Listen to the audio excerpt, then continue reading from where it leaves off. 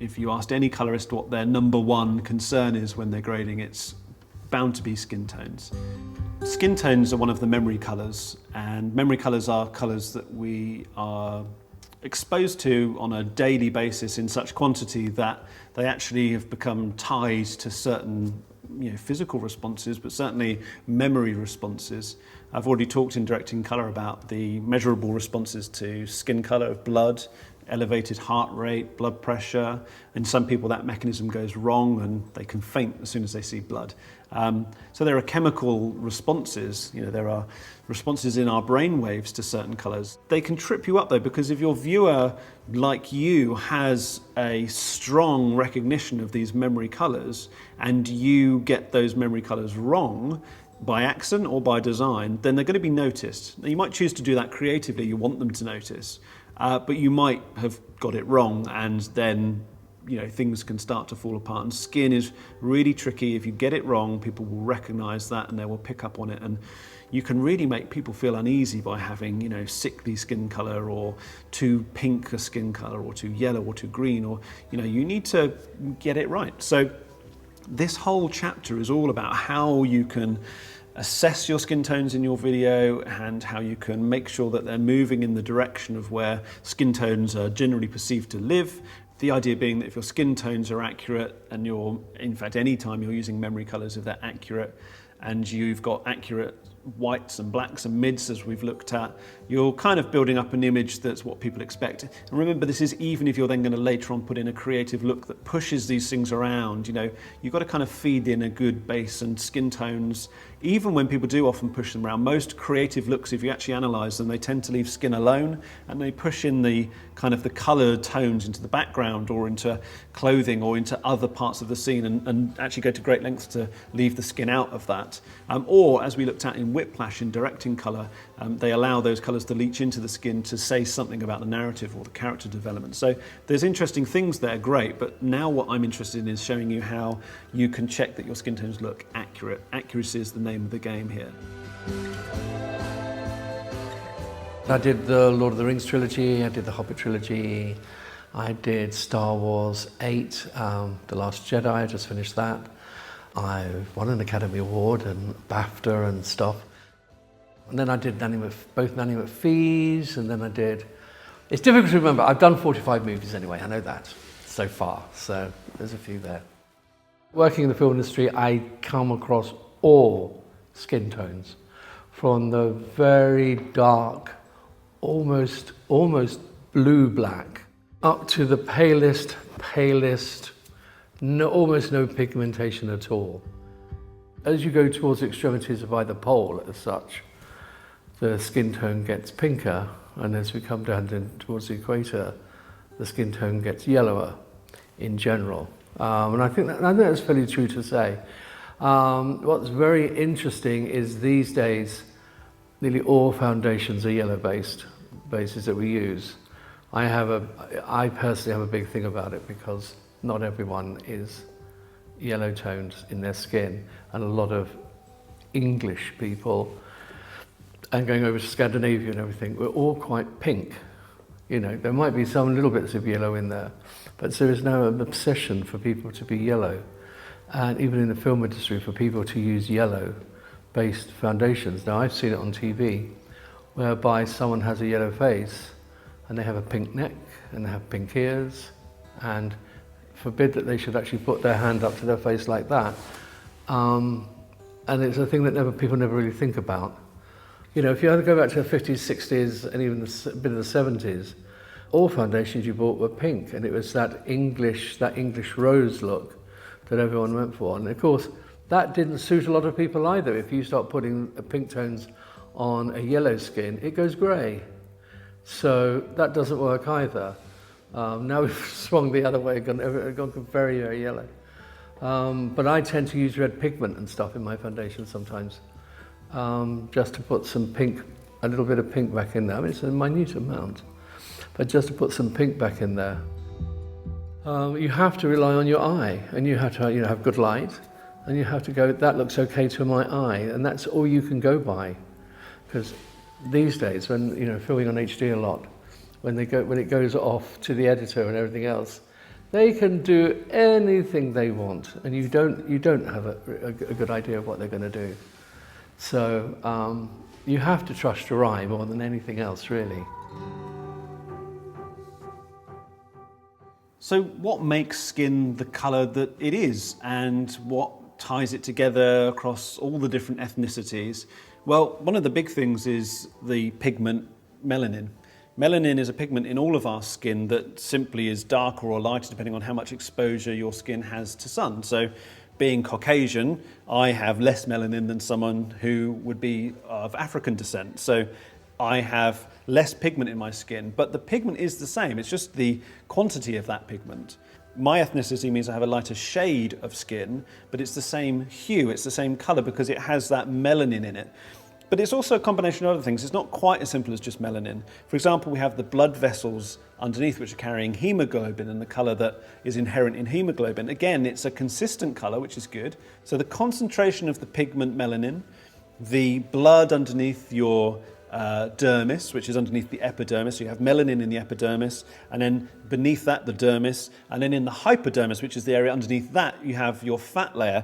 The fat layer actually isn't coloured, but what it does do is that affects the luminosity, the reflectivity of your skin.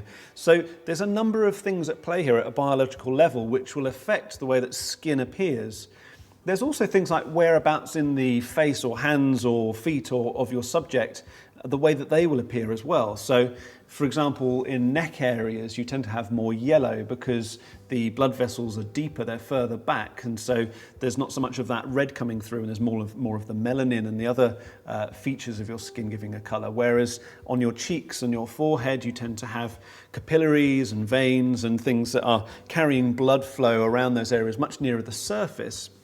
When someone gets flushed, for example, it's their cheeks and their forehead that go pink. So that's an increase in blood flow in those areas. So you're then moving more off towards magentas in those areas. I guess what I'm getting at basically is that there is no one skin tone on one's body, but skin tone falls roughly into quite a specific range that you can identify on a vectorscope using what's known as the flesh tone or skin tone indicator. I can turn it on. Let's make this full screen. If I turn it on in my vectorscope, you'll see, here we go, skin tone indicator, and there it is. So it falls around a very specific area of hue, and as I say, any ethnicity should fall on that line, but don't fall into the trap of thinking that absolutely everyone is always, at all times, going to fall on that line. If you've just interviewed someone who's gone out for a run an hour beforehand, they're probably going to be pinker than if you had filmed them before they went out for a run. They're going to be falling slightly to the right of that line, more towards magenta than they would be towards yellow. You've got to use a modicum of common sense, I think, when you're looking at these things and kind of understand that things are going to vary. You know, hands are almost always a different colour to faces, a lot less blood flow because you have less capillaries in your hand. So you need to kind of understand that, first of all, at a biological level, and then what you need to do is you think, okay, well, how can I make sure that there's consistency? In the last few centuries, to have a tan was really bad because that basically meant you were a worker. And all the very sort of elite and aristocracy and everything had very pale skin because they never went into the sun. Until Coco Chanel went away in I can't remember the year. She went on holiday to Saint-Tropez or somewhere and came back with a tan. It's all her fault. But that's how fashions change. It was one person who was very, very high up the ladder in the fashion world. She came back with a tan and everyone just went, that was it.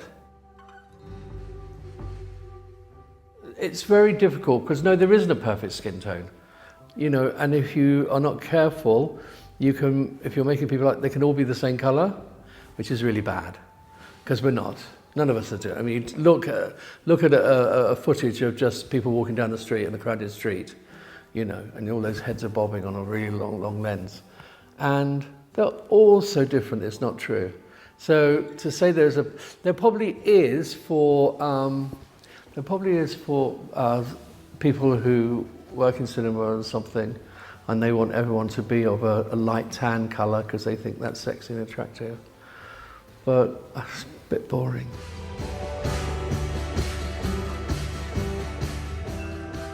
So what's the first thing that we can do to make sure that the stuff we're getting in off camera is, doing our skin justice and not throwing it off in the wrong place? Well, surprise, surprise, it's what comes down to all the other things I've talked about consistently across this course and directing colour. It's about good colour management, it's about proper white balancing, and it's about good lighting as well, and not mixing light sources, using fluorescence or cheaper fluorescence or cheaper lights with lower CRIs. That will contaminate your skin tones. Get that right in camera, you stand a really good chance of being able to kind of get a nice consistent skin tone once you're into post-production. But once you are there in post, well, what can I do then? Do I just kind of, the shirt's white, this is obviously white balance, just leave it alone? Well, there's a number of things that I can do and I might choose to do. It depends on a few different things. Obviously, the quality of the skin tone and their general complexion. Do they need beauty work to kind of, that's what we call kind of corrective work in colour grading to kind of get it so it's a bit more, aesthetically pleasing, shall we say. If they've got just naturally good skin, do I have to do so much? Well, no. But does that mean I leave it alone? It depends on the project, it depends how important, this person's appearance is to their career potentially. So there's a number of different things that we need to ask ourselves first, but the important thing is that, as ever, we need to make sure that we get a good signal going forwards before we move on to the next step of this. So certain things can go wrong in production, particularly around exposure actually. It's not even necessarily just about colour management. You can also find that if your exposure is slightly off, especially if you're shooting with log curves, you can just end up placing skin tones in the wrong part of the curve and they can get compressed and you end up with this sort of muddiness or this kind of odd kind of complexion. And you can also overexpose and end up being sort of shiny, and that doesn't look good either. And there are tools that we have in DaVinci Resolve that can allow us to fix those things. But again, if you know what you're doing and can expose correctly, you can end up with better results going in the first place. People will spot a bad skin tone straight away. You've got to make sure you expose correctly, because otherwise, nothing worse than a muddy skin tone. And I do think, because of the luminosity inside skin, if you are off on your exposure, it can be quite a hard thing to clean up. It's not a solid colour. If you overexpose it and you pull it back, you can get a bit of blotchiness to it. And if you're underexposed and you try and lift it, it goes muddy. So, it's a very hard thing to save. Whereas something like a car or a sofa, if it's under or over, you can get away with it because it's a continual tone. The skin is completely different to anything else you're exposing for. So mid-tone detail is one of our kind of best friends, I think, when it comes to skin. If I look at the skin tones here with Brett, they are pretty good. Let's just come back to this as my raw image. I haven't actually yet done anything to his skin, and he looks very good, to be honest. He'll love me saying that. His complexion is really good. It's consistent. I do know that his wife ran down just before we started filming the interview and put some powder on him, so she's done a very good job. But we can see that there could potentially be things, depending on what we're trying to do with this. If Brett was a professional model and his career was dependent on smooth, consistent, blotch-free complexion, there's extra work that we might choose to do if our client leads us down that path. So this is just a very quick primary grade I've just thrown on. So this was the raw image of Brett, and I've just done a very quick primary grade, a little bit of contrast, a little bit of saturation, just getting it right, sort of moving in the right direction.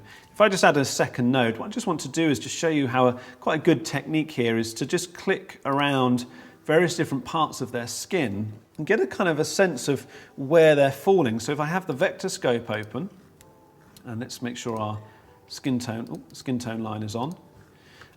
If I click right down in the sort of darkest part of his neck, you can actually see that, in these darkest parts of his face, so you can see this is clearly the fill side here, we've got more or less falling directly along the flesh tone line. If I click up on his forehead, you can see in the vector scope that's shifted up off towards red. That's a lot more magenta than it was in those other areas. Does that mean that Brett's got weird skin tone and no other human being should look that way? No, not at all. He's got absolutely consistent skin tones. We're on the brighter side of his face. I'm clicking on his forehead, and you can see it's picking up on his nose, around his lips. If I click literally in his ear, this is weird. I hope, Brett, you're enjoying this when you watch this back. If I click on his lips or on his ear or on his nostrils, you can see that these are really pink. That's normal, that's not wrong. The fact that that's not falling along the flesh tone line doesn't mean that there's something wrong with it. If I click on the fill side again, and in fact click in a few places and get a wider selection, look at the variance that we've got there. There's a huge range of skin tones that I can introduce. Let's actually feather this slightly across some more of his face. Let's come along here. You can see that there's a nice wide range of skin tone here, and we're getting a fatter and fatter kind of trace along the vector scope here. It might look like I need to do that and pull it round, but trust me, that is going to be the last thing that I want to do with this image. If I bring this back down here, let's just remove that key and just look what I've just done. You know, I've gone from that to that. Okay. Now, if I look at my reference monitor, this is calibrated. I can trust it when I look at it. You know, my gut is telling me that now looks kind of greeny yellow, even though actually it's now falling on the flesh tone line. So there must be sort of something at play here, and that is just the natural kind of variation in skin tone. So what if I want to reduce that variation? What if I want to make Brett look like someone who would appear on the front cover of a glossy magazine? Well, there's things that you would do in photo retouching that we can actually achieve in post and video as well. So the way I'm going to do that, let's just reset this node. So I'm going to start by only selecting the areas that initially I felt were too magenta, and I'm going to narrow the width of my selection. So I'm just going to try and get only those really pink bits. So this is around his lips, this is around his nostrils, his ear, right in the middle of his forehead there, and I'm just going to soften that off. So I'm deliberately creating a small selection that's quite soft, and let's limit it to only the sort of higher saturation bits. There we go. In terms of luminance, let's just soften off that low end. There we go. I've got a very subtle, let's just push a little bit of a blur in there. So what I'm doing there is I'm just selecting the pinkest parts of his skin. Now I'm going to use the hue rotation just to rotate that back round towards the flesh tone line. Not much. I don't want to do this a kind of a fake amount, so I don't want to push it too far. But I like the hue rotation for this kind of subtle work. Because my selection is subtle, then the effect of what's actually a potentially not very subtle control should be lessened. So I'm just going to rotate this round, and let's take this off. And you can actually see, if I turn that on and off, let's go full screen, it's not so easy to see, but if you look really carefully at this area that along his forehead and his lips, I've just taken that pinkiness out of it. And so what I've done is I've narrowed the variation in skin tone. So I'm creating a narrower, nicer? I don't know. I mean, it's certainly something that you might consider doing on some beauty work. I know colorists that do a lot of this type of work on, you know, kind of makeup commercials, which is a good one. But any kind of commercial work when you've got models who, you know, you want their skin to appear within a certain kind of parameters of what's deemed perfect. You know, it's kind of on rocky ground here. I'm trying to make Brett look a little less flushed here. So I'm just pushing him slightly more in the pinky areas, more towards yellow, just to give it a more, less varied skin complexion, I guess is what I'm going for here. You're absolutely right. There are certain areas that are redder or pinker, and we try and even them out. But what we would do is take her skin tone that we like, say, which is sort of here, around here and everything, and that's all fine, and just make up the red areas to match her skin. So you're not putting any makeup on her skin, you're only covering up the areas, so you're evening it out. So audience don't really want to sit there and watch someone with sort of pink noses and pink foreheads and stuff. They would find it distracting. So we help it on a bit. But you try not to do too much. And even sometimes if you put that in, you might put another colour back in, but not the colour that they had before. So they've still got a bit of redness in their skin because it looks more natural. But you wouldn't use the sort of the high cyclamen pink that some people are. Now, the next thing I can do is I can do another node, and I can just try and pull this in the sort of most yellow parts of this. Let's give it again a very, if I push, can you see as I move towards yellow, it's moving round to the more shadowed part of his face. Let's just soften that off, really narrow that down. Saturation is going to get quite low now. And the luminance, let's bring this right down. Actually, yeah, that looks about right. So let's blur that off. We don't want it to be obvious. Let's clean it up a little bit, actually. That's better. And it's nice and soft. And so now I've got the sort of most yellowy parts of his skin, and if I look in the vectorscope, they're falling dead along that flesh tone line. For me, actually, in my experience, I find that this is what I consider my ideal. When the darkest parts of the fill side of your subject's face are falling on the flesh tone line, and the brightest, kind of pinkest parts of them are, you know, up, falling to the right of that. I feel like that's the right place. One of the problems I see is when people push too much of the face, and particularly the kind of pinker parts of their face, around so they are falling on the flesh tone line, which means the shadows end up veering really far off towards yellow, and yellow you're on your way to green, and green in skin is like a really big no-no. So for me, this is kind of ideal. The darkest parts are on the flesh tone line. The lightest parts were quite pink. I've actually narrowed that difference now. So I've kind of reduced the difference, and I'm starting to kind of get something that, you know, rightly or wrongly, probably is what one would deem as a good kind of complexion for someone on screen being interviewed. So this is kind of where we're headed with this. So isolation with keys is one way that you can do this. You can also do this with isolation based on windows or masks. So I can draw power windows around certain parts of my subject's face. So for example, I might choose, and I'm really picking at straws. I hope Brett doesn't feel like I'm completely picking apart his skin here. I'm just going to try and bring down the slight variation of, really it's mainly contrast. So this is across his forehead. There are areas which are more shiny than others, and again, that's completely natural. That's just the way that people perspire. That's the way that people's skin responds to changes in temperature in the environment. So it wouldn't surprise me, and it happens a lot when you're interviewing people, where the key, if it's quite hot, can cause one side of their head to be sweatier than another part of their head. So you can end up with like shiny spots, which creates kind of blotchiness. And there are a couple of ways I can fix that, but first of all, I need to isolate those spots. So keys are one way, but in this case, it's more about texture, which is very hard to pull out with a key, but much easier to pull out with a window or a mask. So I'm just going to turn on a quick mask here. I'm just going to draw a very loose and very soft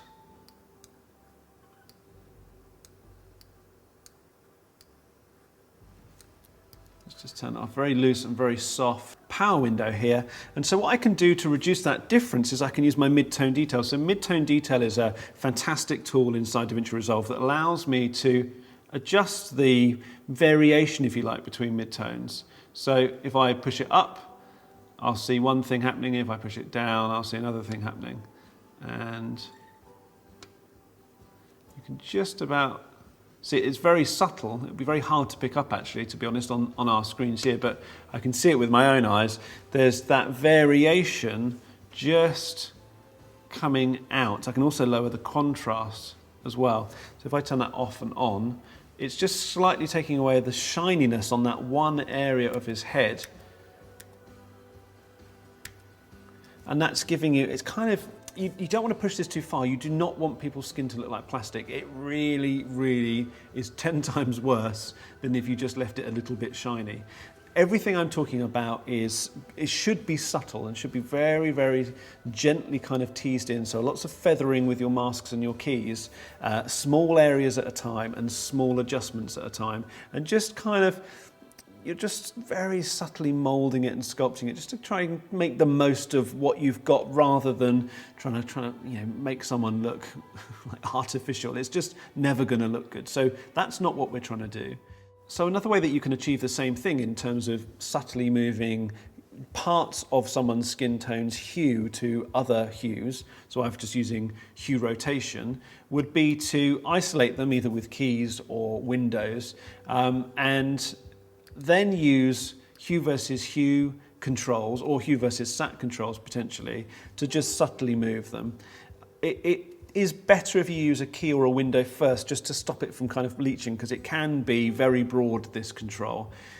The reason that's good potentially is that it's quick, but then the problem with that is that being broad, you might end up with parts of their face or hands or whatever skin you can see in the frame being taken along for the ride and pushed into a different hue range than you actually want.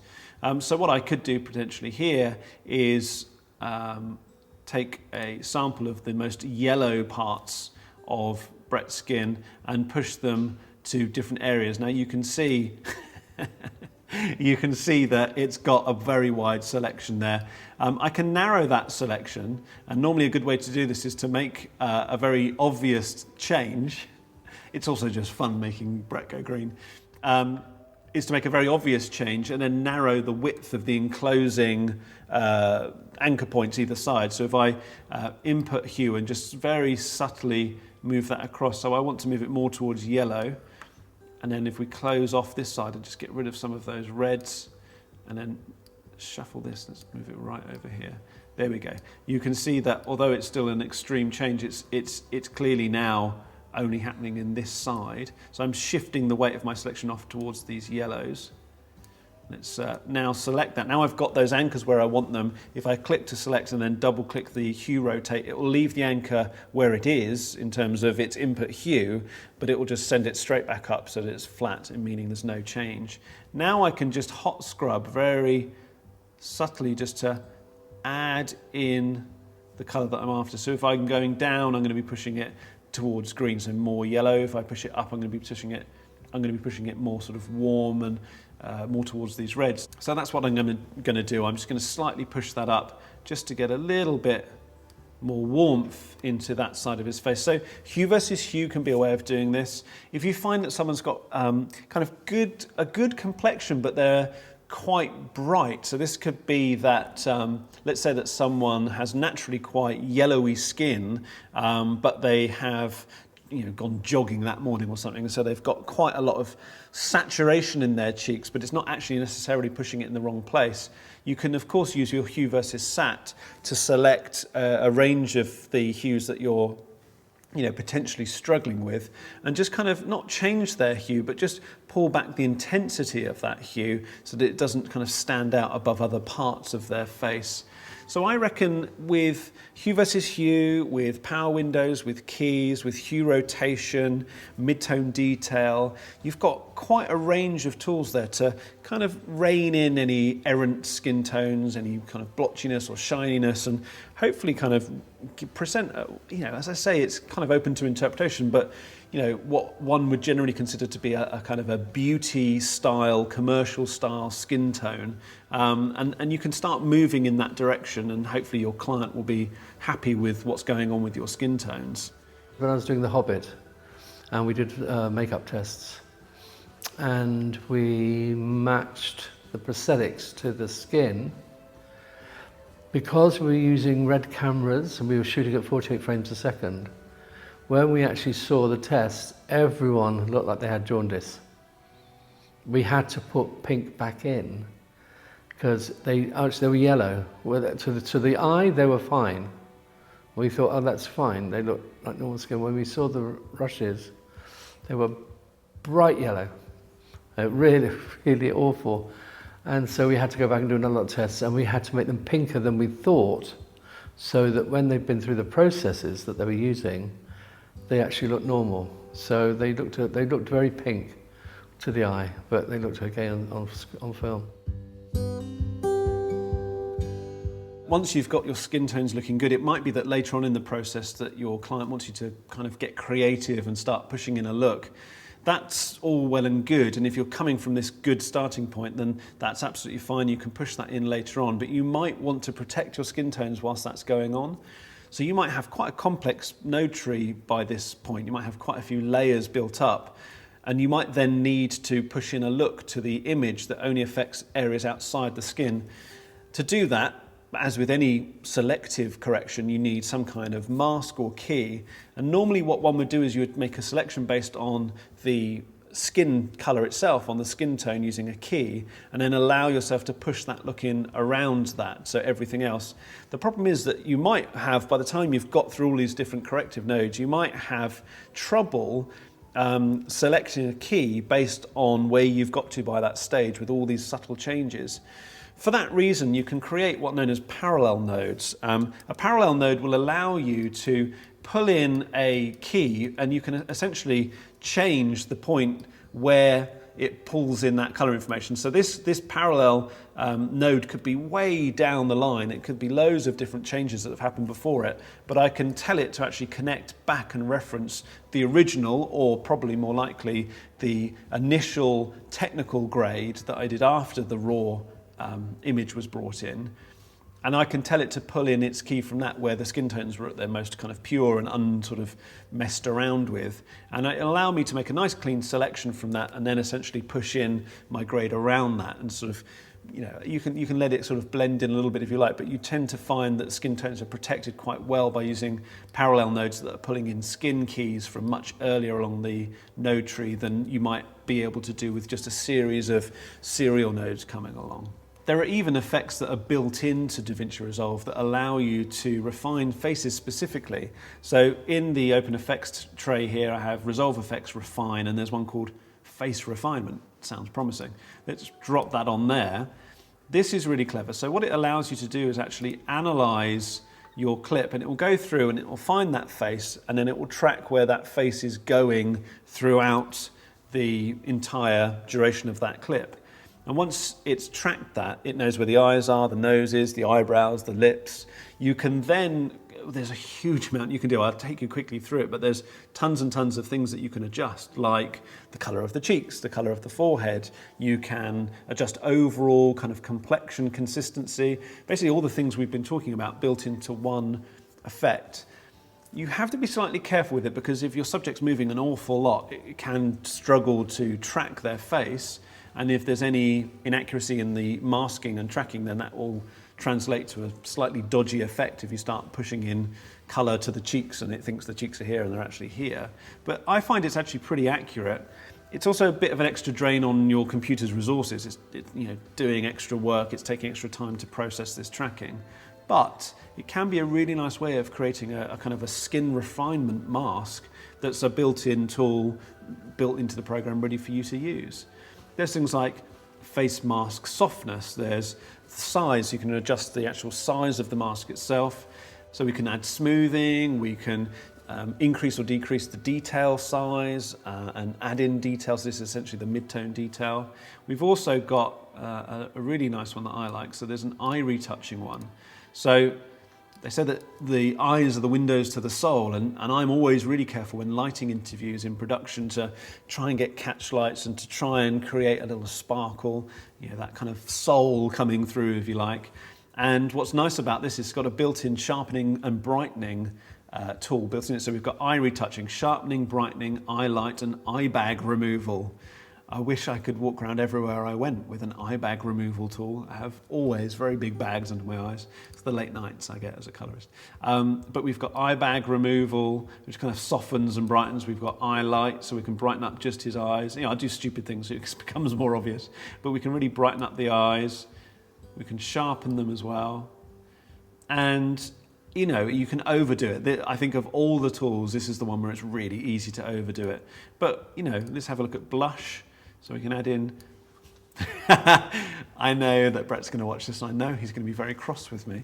But you can see I can just add a little bit of colour into his cheeks, and I can change the colour of that. So if I make it, let's make it slightly sort of rosier, and then knock it back, and then just add a little bit of life into his cheeks.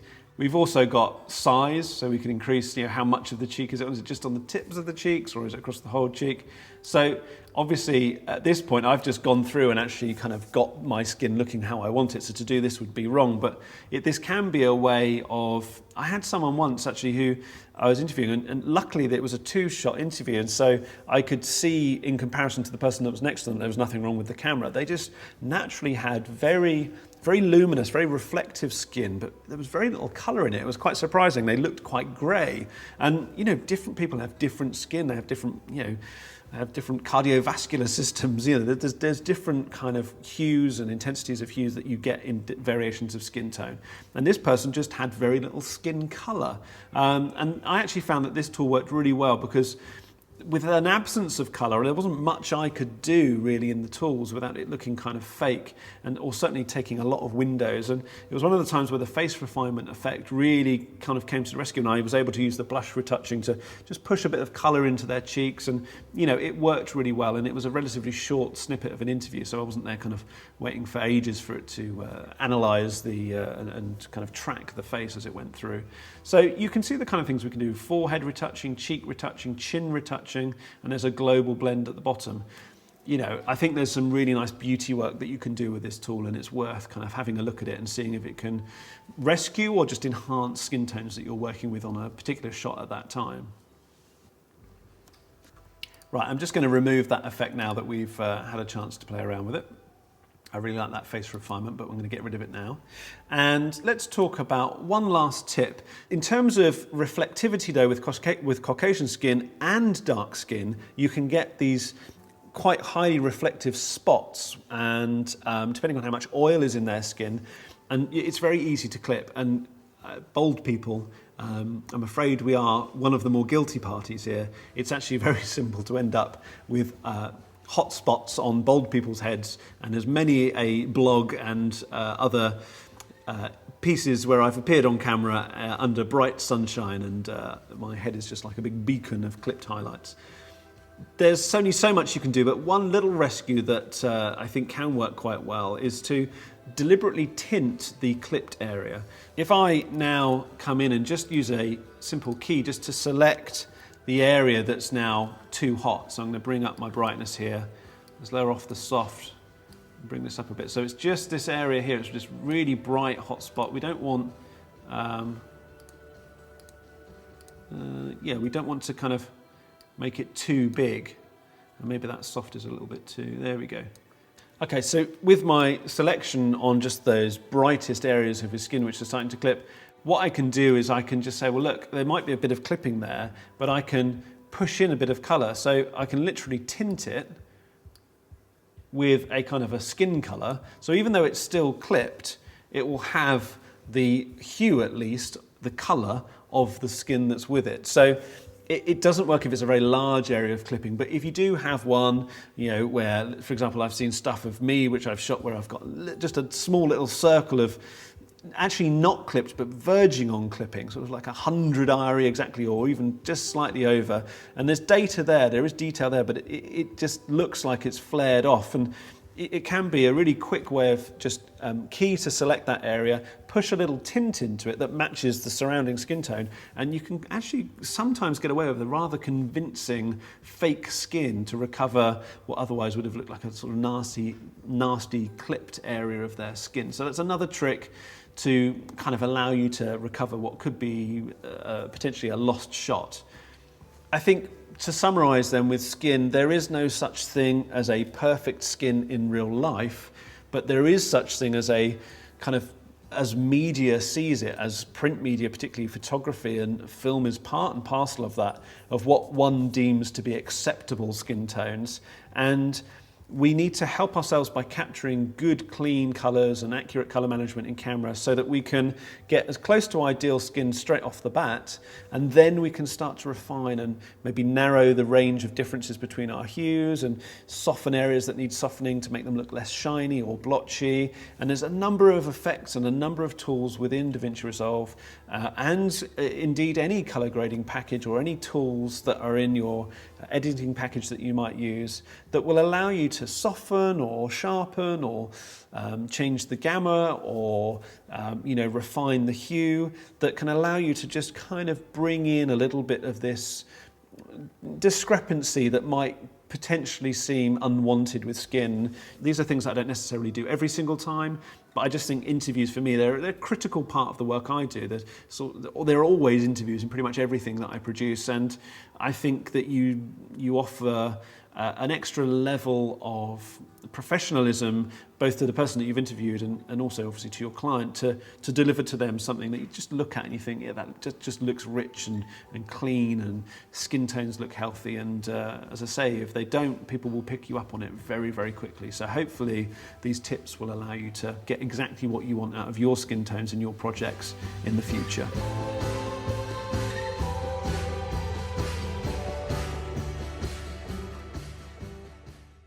We know what bruising looks like. We know it goes through the shades of blue and green to yellow. It fades down, fading down from a very dark or aubergine, almost black sometimes, aubergine, and as the red goes away, these other colours.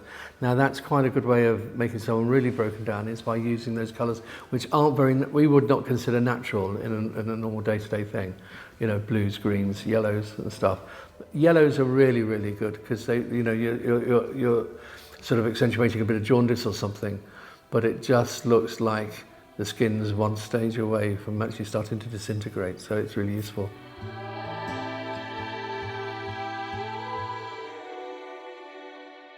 I think a really interesting programme when it comes to skin tones is Westworld.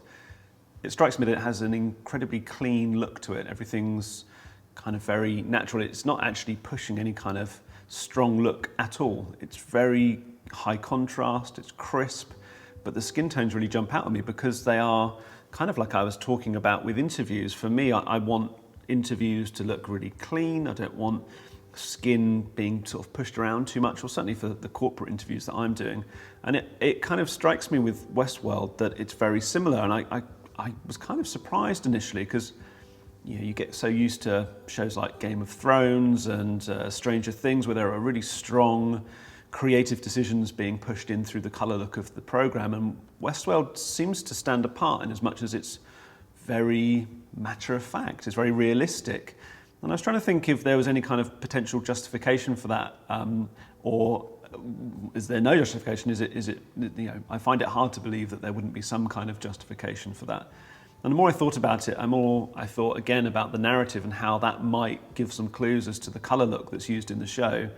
And the whole show is about robots and humans and robots versus humans, and the entire programme is predicated on the idea that robots have got to the point where they are not only indistinguishable but better than humans, and are humans even really necessary anymore, and do humans even really want to be humans anymore? Would they rather not live forever and transfer their consciousness to a robot that can be repaired ad infinitum? So it's obviously a fascinating narrative, and I think the skin tones are one of the ways that they stress the fact that the robots and the humans are on a par. There's no sort of distinction between them. Both have very realistic skin, and spoiler alert, Bernard, who we have on screen here, we discover quite a way through the first series of Westworld that he is in fact a robot and didn't even know it himself. So I think that right there, that's the justification for this look or lack of look, is that all skin tones are faithful and realistic, and there's no difference between the skin tones of the humans and the skin tones of the robots. And if we look through, you can see there's lots of greys, there's blacks, there's whites, everything's crisp, nice high contrast. It's a really, kind of almost textbook pleasing image. It's a very gory show, but even when you have those moments like here, again, the skin tones are faithful. Their realism is what lends itself to the kind of repulsion that you feel and is shown on this character's face. There's almost no moments in the programme where skin is allowed to deviate from very faithful, even in a shot like this where there's a lot of desaturation going on, there's a lot that's actually going on in the back of the scene, in the background and in the wardrobe, but the splash of colour, the realistic hues and saturation that are being picked up in this case, both in the drink and in the character's face. Even in daylight, again, faithful recreation. They're using kind of nice golden hues here to kind of help support the character development of, particularly Tandy Newton's character, who's motivated by a kind of a maternal instinct. And I think she's often shown in quite a nice kind of golden, verging on innocent light, because there's a slight kind of childishness to her innocence, and yet at the same time she's kind of ruthless. So there's an interesting kind of play there, but skin tones are always faithful, and blood when it appears in the show is also very sort of vivid and faithful as well. But I just wanted to end on this one shot, which contradicts entirely what I've just shown you. But it's an interesting shot. This is kind of this weird underground bunker that they have where they keep old defunct robots, old defunct hosts they call them. And the whole scene and setup when we visit this place, which we do periodically through the show, is it's meant to feel slightly dead, like they're dead flesh. At this point, these hosts are no more. You know, their consciousness has been removed, they've been turned off, and they're just stood there inert. And I think this is, if you look closely, one of the first times where skin tones have been allowed to veer into those areas where traditionally you would go for, say, a zombie film or trying to show someone as being devoid of life. You know, we've got these horrible green tints and these sort of cyan colours and these blues and purples and mauves, all pushed into the skin of these dead or switched off hosts. We then have Anthony Hopkins' character in the middle with his healthy, normal looking skin.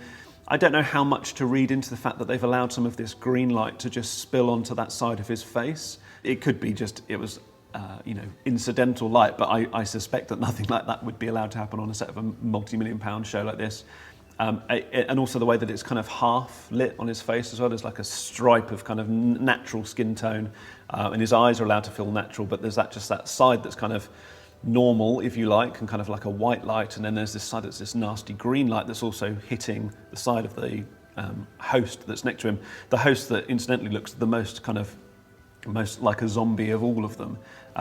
I wonder if that has anything to do with the fact that Ford, the character that Anthony Hopkins plays, is in himself kind of questionable in his motives and often sort of shows a lack of empathy and a lack of kind of morals, almost in a slightly robotic way like the hosts do when they revolt. So there's some interesting things at play potentially in this scene, but what's for certain is this is the one time, or one of the few times, that you see skin tones deliberately pushed into sickening, ugly territory, as opposed to all of these other times where we see these hosts, who are robots after all, appearing on screen at the same time, and the robots have exactly the same healthy appearance and healthy complexion and accurate skin tones as the humans that are with them, which I think, as I say, really lends itself to the narrative of Westworld. It's a great show. If you haven't seen it, it's worth watching anyway, but next time you are watching it, maybe have a look at the skin tones and see what you think about this.